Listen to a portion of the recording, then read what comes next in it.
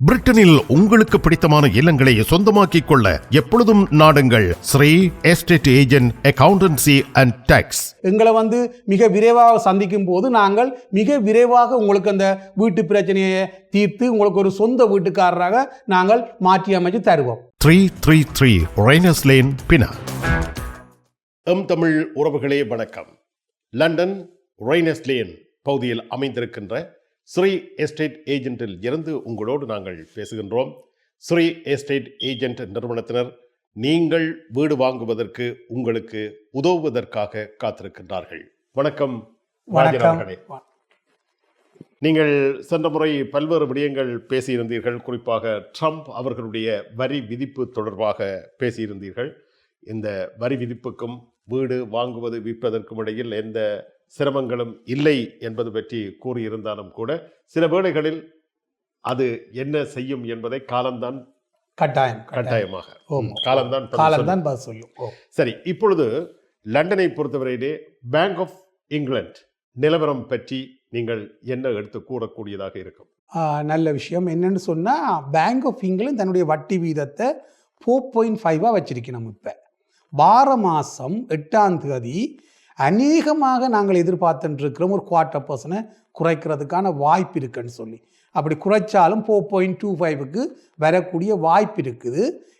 நிலவரங்கள் கொஞ்சம் என்னென்னு சொல்கிறாங்க, இப்படியும் பேங்க் ஆஃப் இங்கிலாந்து குவார்ட்டரை குறைச்சித்தான் ஆக வேணும். ஏனெண்டா இப்போ இன்ஃப்ளேஷன் பண வீக்கம் பிரித்தானியாவின் பண வீக்கம் 2.8 இருக்குது.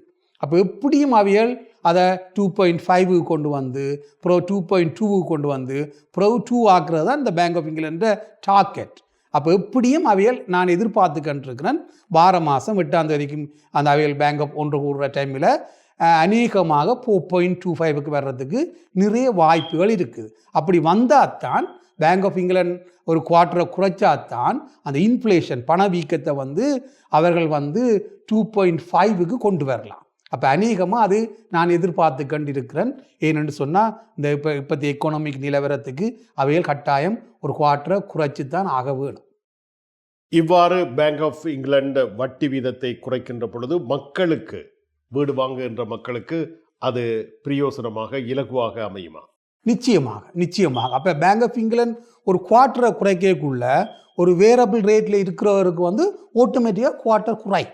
அப்போ கட்டுற காசில் கொஞ்சத்தை சேமிக்கக்கூடிய மாதிரி இருக்கும். அதே டைமில் வங்கிகளும் கொஞ்சம் தங்களுடைய என்னென்னு சொல்கிறது, தங்களுடைய வட்டி வீதங்களை குறைக்கிறதுக்கு வாய்ப்பு இருக்குது. அப்போ மோர்கேஜுகளை தரக்கூடிய வாய்ப்பு இருக்கும். அநேகமாக 4%லேருந்து 5%க்குள்ளே எங்களோட மக்களுக்கு இப்போ நாங்கள் செய்து கொடுத்துட்டுருக்கிறோம் மோர்கேஜ் அந்த இன்ட்ரெஸ்ட் ரேட். அப்போ அப்படி இருக்கக்குள்ளே இன்னும் கொஞ்சம் குறைச்சி அநேகமாக 3.75லேருந்து 4.75 வரையும் அந்த மோர்கேஜ் ரேட்டுகள் குறைகிறதுக்கான வாய்ப்புகளை நாங்கள் எதிர்பார்த்து கொண்டு இருக்கிறோம்.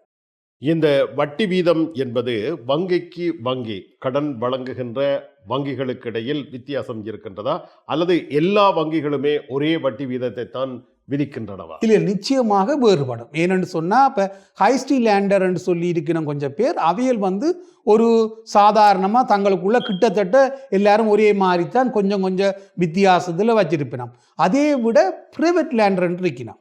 இப்போ அவங்க டபுளாகவும் சில பேங்குகள் ப்ரைவேட்டில் வச்சிருக்கணும் வட்டி வீதத்தை. ஏனெண்டா அவைகள் கொஞ்சம் கடன்களை தரும்போது கொஞ்சம் இலகுவாக தருவினோம். அப்போ எங்களோட மக்கள் கொஞ்சம் கடினமாக அவருடைய பொருளாதார விடயங்கள்னு சொல்லியிருக்க வருமானங்கள் குறைவாக இருக்கிறவைக்கு அவைகள்கிட்ட நாங்கள் போய் வாங்கலாம், வீடுகளை மோர்கேஜுகளை எடுக்கலாம். என்ன காரணம்னா அவைகள்கிட்ட வட்டி வீதம் கூட. அப்போ அவைகள் அந்த பல விதமாக மக்களுக்கு இப்படி இந்த விடயங்களை செய்யலாம் என்ற விடயங்களை கவனித்து தருவினோம், அந்த கடன்களை தருவினோம். அப்போ அந்த ஹைஸ்ட்ரீ லேண்டர் அப்படி இல்லை, அவருக்கு எல்லாம் சரியாக இருக்கணும். இப்போ இருந்தால் தான் அவைகள் அந்த கடனை மோர்கேஜை தருவினோம். ஆகவே சில பேருக்கு நாங்கள் ஹைஸ்ட்ரீ லேண்டரில் எடுக்க முடியாட்டி ப்ரைவேட் மற்ற வங்கிகளுக்கு போவோம். அவைட்டு வட்டி வீதம் வேறு விதமாக இருக்கும். ஆனால் அவைகள்கிட்ட போய் நாங்கள் எடுத்துட்டு மோர்கேஜை எங்களோட அவசர பிரச்சனைக்கு எடுத்துட்டு எங்களோட பேரை அந்த மோர்கேஜ் லேண்ட் ரிஜிஸ்டர் பண்ணி அதோட மோர்கேஜ் பேமெண்ட்டை 2 வருஷத்துக்கு எங்களோட கிரெடிட் ஃபைலில் வர்ற மாதிரி அதை காண்பிச்சு, அப்போ நாங்கள் 2 வருஷம் மோர்கேஜை கட்டுக்கு எங்களோட கிரெடிட் ஃபைலில் அது வந்தால் பிறகு நாங்கள் ரீமோர்கேஜ் செய்ய ஹைஸ்ட்ரீட் லேண்டரில் போய் இலகுவாக செய்யலாம். ஏன்னா உங்களுக்கு அந்த 2 வருஷ அந்த மந்த்லி பேமெண்ட் வந்ததுக்கான எவிடன்ஸ்கள் கிரெடிட் ஃபைலில் இருக்குது. அப்போ அதை பார்த்துட்டு ஹைஸ்ட்ரீட் லேண்டர் இலகுவாக எங்களுக்கு அந்த ரேட்டை மாற்றி தருவினோம். அப்போ நாங்கள் இப்படி போய் அப்படி வர்றதுக்கான வாய்ப்புகளும் நிறைய இருக்குது. இப்படியான விடயங்களை எல்லாம் சாதாரணமாக மக்கள் நேரடியாக அறிந்து கொள்ள முடியாது இல்லையா? நிச்சயமாக உங்களை போன்றவர்களை சந்திக்கின்ற வேளையில் அது தொடர்பான விவரங்களை அவர்கள் கேட்டு நேரடியாக அறிந்து கொள்ளலாம். இந்த வட்டி வீதம் என்பதுதான் வீடு வாங்குகின்ற பொழுது மக்கள் அதிகமாக கவனம் செலுத்துகின்ற விடயமாக இருக்கிறதா? நிச்சயம். அந்த வட்டி வீதத்தை பொறுத்த வரையில் என்னென்னு சொல்கிறது, அவைகளுக்கு மந்த்லி பேமெண்ட்டில் வித்தியாசம் இருக்குது. அவைகள் குறைஞ்ச மந்த்லி பேமெண்ட் கட்டலாம், வட்டி வீதம் குறைவாக இருந்தால், நடுத்தரமாக இருந்தால் ஒரு மீடியம் மந்த்லி பேமெண்ட் வரும், ஹை மந்த்லி பேமெண்ட் வரும். அப்படி அதாவது குறைஞ்ச இதுக்கு எடுக்க முடியாட்டிலும் முதற்தரம் வீடு வாங்குறவர் ஹை வட்டி அதாவது கூடுதலான வட்டியில் எடுத்து அந்த வீட்டை வாங்கிட்டாருன்னு சொன்னால் 2 வருஷம் அவர் கூட ஒரு 200 பவுனோ 500 பவுனோ கூட கட்டுறாருன்னு சொல்லிக்க 2 வருஷத்துக்கு ஒரு 500 பவுன் கட்டுறாருன்னு சொன்னாலும் 2 வருஷத்துக்கு 500 படி பார்த்தோம்னு சொன்னால் கிட்டத்தட்ட 12,000 ரூபா கட்டுறாருன்னு சொன்னால் கூட இந்த 2 வருஷத்துல இந்த வீடு 50,000 கொடுக்கும், 1 லட்சம் கொடுக்கும். அப்போ இதில் லொஸ்ட் கிடையாது. அப்போ இதை எங்களோட மக்கள் புரிஞ்சு கொள்ளவும், வீட்டை வாங்காமல் விட்டால் அவைகளுக்கு லொஸ்ட். அப்போ என்ன விதப்பட்டும் வீடை அவைகள் முதல்ல வாங்கி போட்டு பிறகு வட்டி வீதத்தை மாற்றுறதுக்கு முயற்சி செய்யலாம். ஆகவே தான் நாங்கள் எங்களோட மக்களுக்கு ஒவ்வொரு ஆக்களோட கிரெடிட் ஃபைலையும் பார்த்து அதுக்கேற்ற மாதிரி செய்யலாம். சில இடங்களில் ஒரு ரேட்டை சொல்லுவாங்க, வாங்கோ நாங்கள் செய்தாரோம் என்றிட்டு பிறகு ஃபைலை எடுத்து போட்டு இப்படி செய்யலாது அப்படி செய்யலாம். நாங்கள் முதலே சொல்லுவோம், உங்களுக்கு இதான் பிரச்சனை, இப்படித்தான் செய்யலாம், ஓமண்டா வாங்க செய்தாரோம், நிச்சயமாக செய்து கொடுப்போம். எப்பொழுதுமே ஸ்டாம்ப் டியூட்டி பற்றி மக்கள் கவனம் செலுத்துவார்கள். நீங்களும் அது பற்றி மக்களுக்கு விளக்குவீர்கள் இல்லையா? நிச்சயமா. இப்பொழுது ஸ்டாம்ப் டியூட்டி தொடர்பாக நீங்கள் இந்த காலகட்டத்தில் தரக்கூடிய தகவல் என்ன? நிச்சயமா. ஏற்கனவே நாங்கள் இது வர முதலே உங்கள் மூலமாக மக்களுக்கு தெரிவித்த நாங்கள் ஸ்டாம்ப் டியூட்டி மாற்றத்தை தரப்போதுண்டு. 1ஆம் தேதி இந்த மாதம் 1ஆம் தேதி ஏப்ரலில் இருந்து நீங்கள் என்னென்னு சொல்கிறது, 500க்கு ஒரு வீடு வாங்குறீங்கன்னா 10,000 ஸ்டாம்ப் டியூட்டி கொடுக்கணும், பே பண்ணணும். அதே மாதிரி 6 லட்சத்துக்கு ஒரு வீடு வாங்குறீங்கன்னு சொன்னால் 20,000 ரூபா பே பண்ணணும் ஸ்டாம்ப் டியூட்டி. அங்கால ஒவ்வொரு 100,000க்கும் 2,500 ரூபா அதுக்கு மேலே வேறு. ஸோ அப்போ என்னென்னு சொல்கிறது, 3 லட்சம் வரையும் ஸ்டாம்ப் டியூட்டி இப்போ இல்லை. முதல் 4,25,000 வரையும் ஸ்டாம்ப் டியூட்டி இல்லாமல் இருந்தது. இந்த முதல் 1 ஏப்ரல்ல இருந்து 300க்கு கீழே ஸ்டாம்ப் டியூட்டி கட்ட தேவையில்லை. அதால் எங்களோட மக்கள் லூட்டன், மில்டன் கிங், கவுண்ட்ரி இப்படியான பல பகுதிகளில், லண்டனுக்கு வெளிப்பகுதிகளில் கூடுதலாக வீடுகளை வாங்குறதுக்கு முக்கிய காரணம் இந்த ஸ்டாம்ப் டியூட்டி தான். அதே வேளையில் லண்டனுக்குள்ளே இப்போ எங்களோட மக்கள் வீடு வாங்காட்டி எப்போவுமே வாங்க முடியாது. ஏனெண்டா இன்னும் ஒரு 4-5 வருஷத்தில் 1 மில்லியனாக வந்துடும். இப்போ 600-700 போகிற வீடு 1 மில்லியனாக வந்துடும். அப்போ அவைகளுக்கு இன்கமும் காட்ட இயலாது, அவைகளால் டிபாசிட்டும் போட இயலாது, லண்டனுக்கு வீடும் வாங்க இயலாது. இதை எல்லா தமிழ் மக்களும் கவனத்தில் எடுத்து தங்களுடைய எதிர்காலத்துக்காக லண்டனுக்குள்ளே வாங்கக்கூடியவர்கள் நிச்சயமாக லண்டனுக்குள்ளே இந்த வீடுகளை வாங்கிருங்கோ.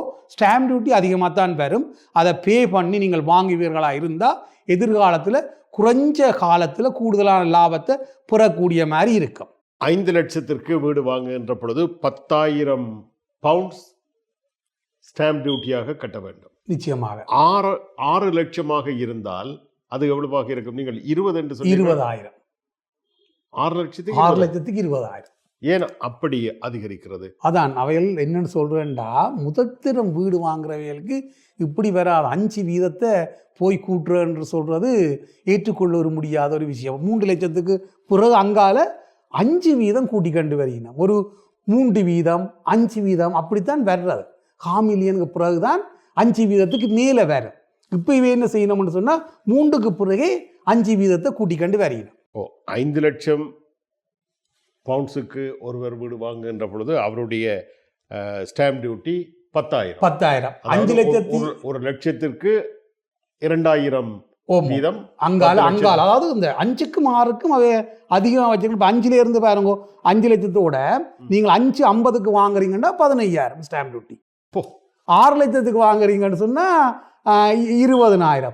அங்கால அவியல் ஒரு மனச்சாட்சியோடு செய்திருக்கணும். என்னன்னு சொன்னால் 2,500 போட்டிருக்கிறோம். அங்காலேயும் 10 போய்கிட்டு இருக்குமா இருந்தால் மிக அதிகமாக இருக்கு. இப்பொழுது அப்படித்தானே செய்திருக்கிறார்கள். இல்லை, இப்போ 5க்கும் 6க்கும் இடையில தான் இப்படியான ஒரு விடயம் பெறுது. அங்கால ஒவ்வொரு லட்சத்துக்கும் 2,500 போடினோம்.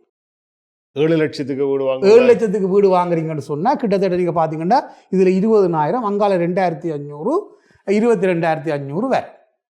இந்த 5 லட்சத்துக்கும் 6க்கும் இடையில் ஒரு ஒரு பெரிய ஒரு விடயத்தை வச்சிருக்கணும். ஏனெண்டா இங்கே லண்டனை பொறுத்தவரை மார்க்கெட் வீடு எல்லாம் வந்து 5க்கும் 6க்கும் தான் இருக்குது. அதுக்கு மேலே தான் வீடு. 5 கீழே வீடுகள் லண்டனுக்குள்ளே வாங்கிடலாம், ஃப்ளாட் தான் வாங்கலாம். அப்போ அது எல்லாத்தையும் வடிவாக கணிச்சுத்தான் இவையில் அந்த ஸ்டாம்ப் டியூட்டியை 1 ஏப்ரல் ஏற்றி இருக்கணும். இது வந்து ஒரு வருந்தத்தக்க விடயம் முதல் திறம் வீடு வாங்குறவர்களுக்கு இந்த பிரித்தானியாவில். சரி, வட்டியில் இருந்து மக்கள் தங்களை காப்பாற்றிக் கொள்வதற்கு என்னென்ன விடயங்களை அவர்கள் கையாள வேண்டும் என்று நீங்கள் அறிவுரை கூற முடியும், அல்லது என்னென்ன விடயங்கள் இருக்கின்றன? வட்டி வீதம் என்று சொல்லக்குள்ள அவைகள் வந்து குறைஞ்ச வட்டி வீதத்தில் வீடுகளை மோக்கேஜ்களை செய்யும் போது அவர்களுக்கு வந்து குறைஞ்ச பேமெண்ட் வரும். அதே நேரத்தில் கூடுதலாக அவர்கள் டிப்பாசிட் போட வேண்டி வரும். இப்போ குறைஞ்ச வருமானம் உள்ளவர் வந்து 15 வீதத்தில் எடுக்கலாம். அப்போ கூடுதலான வருமானம் இருந்தால் தான் அவர் வந்து உண்மையாகவே, உதாரணத்துக்கு நீங்கள் பார்த்தீங்கன்னா ஒரு 40,000 பவுண்ட்ஸ் வருமானம் வருதுண்டா நீங்கள் ஒரு 200க்கு தான் வீடு வாங்கலாம்.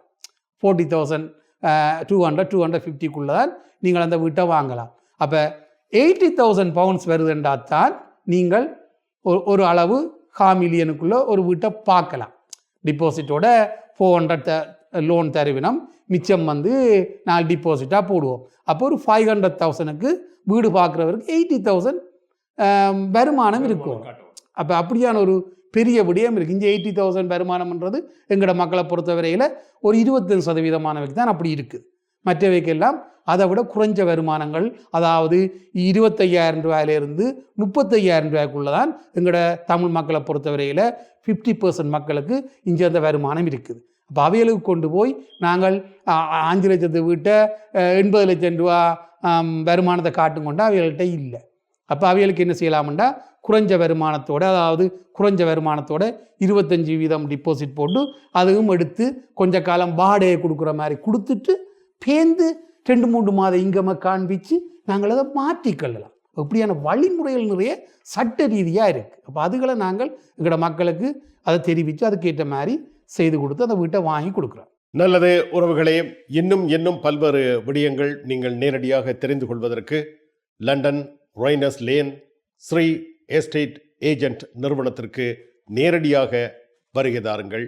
உங்கள் கேள்விகளுக்கெல்லாம் பதில் கூறுவதற்கு இங்கே ராஜன் அவர்கள் தயாராக இருக்கின்றார் என்பதை இந்த சந்தர்ப்பத்திலே நாமும் அறிய தருகின்றோம். மிக்க நன்றி. இன்றைய உரையாடலுக்கு மீண்டும் மற்றொரு உரையாடலில் சந்திப்போம். வணக்கம். வணக்கம். பிரிட்டனில் உங்களுக்கு பிடித்தமான இல்லங்களை சொந்தமாக்கிக் கொள்ள எப்பொழுதும் நாடுங்கள் Sri estate agent accountancy and tax. எங்களை வந்து மிக விரைவாக சந்திக்கும் போது நாங்கள் மிக விரைவாக உங்களுக்கு அந்த வீட்டு பிரச்சனையை தீர்த்து உங்களுக்கு ஒரு சொந்த வீட்டுக்காரராக நாங்கள் மாற்றி அமைச்சு தருவோம். 333 ராய்னஸ் லேன், பினாங்.